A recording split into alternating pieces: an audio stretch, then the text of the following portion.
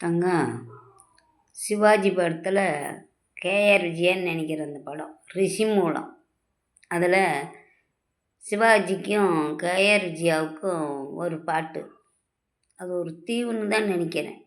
அந்த தீவில் பாடுவாங்க என்னன்னு, 50ல் ஆசை வரும், ஆசையுடன் பாசம் வரும், அந்தரங்கம் கிடையாதம்மா, அது நான் சொல்லே சுகந்தானம்மா, அதே நான் சொல்ல சுகந்தானம்மா. அந்த மாதிரி நீங்கள் வர்றதுக்கு சுகமாகத்தான் இருக்கும், ஆசையாகத்தான் இருக்கும். அது எப்படி பயன்படுத்தணுமோ அப்படி பயன்படுத்தணும், சரியா? சும்மா இந்த கம்ப்யூட்டரை போட்டுக்கிட்டு தோளில் துண்டை போட்டு இழுத்துக்கிட்டு காரில் வர மாதிரியும் சிகரெட் குடிக்கிற மாதிரியுமெல்லாம் போலி பந்தா பண்ணாதீங்க, சரியா? போலி பந்தா பண்ணக்கூடாது. நல்லவங்களாகவும் கெட்டவங்களாக இருந்தாலும் மதித்து பழகுங்க. நீ பணக்காரனாவாக கூட இருக்கலாம், கோடீஸ்வரனாக கூட இருக்கலாம், லட்சாதிபதியாக கூட இருக்கலாம். அதை பற்றியெல்லாம் யாரும் கேட்க போகிறதில்ல.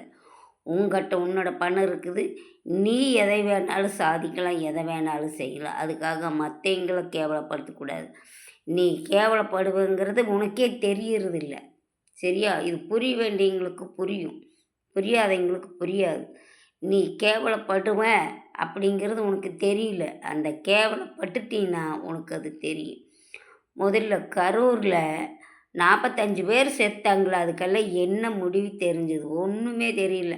உன்னை சேர்ந்தவனுங்க வாய்கிளி பேசுகிறானுங்க, பொம்பளைங்களும் பேசுகிறாளுங்க, புருஷனை விட்டு டைவர்ஸ் வாங்குறேன்னு சொல்கிறாளுங்க. இவளுக்கெல்லாம் என்ன உன்னையா கட்டி இருக்கிறாங்க? புருஷன் அவனை கட்டலையா, உன்னைத்தான் கட்டினாங்களா? அதனால புருஷன் கட்டிருந்து டைவர்ஸ் வாங்குறதுக்கு என்னெல்லாம் முட்டாள்தனமாக பேசிகிட்டு இருக்கிறீங்க நீங்கள் எல்லாம். அவள் புருஷனை இருந்து வாழ்ந்து பாருங்க.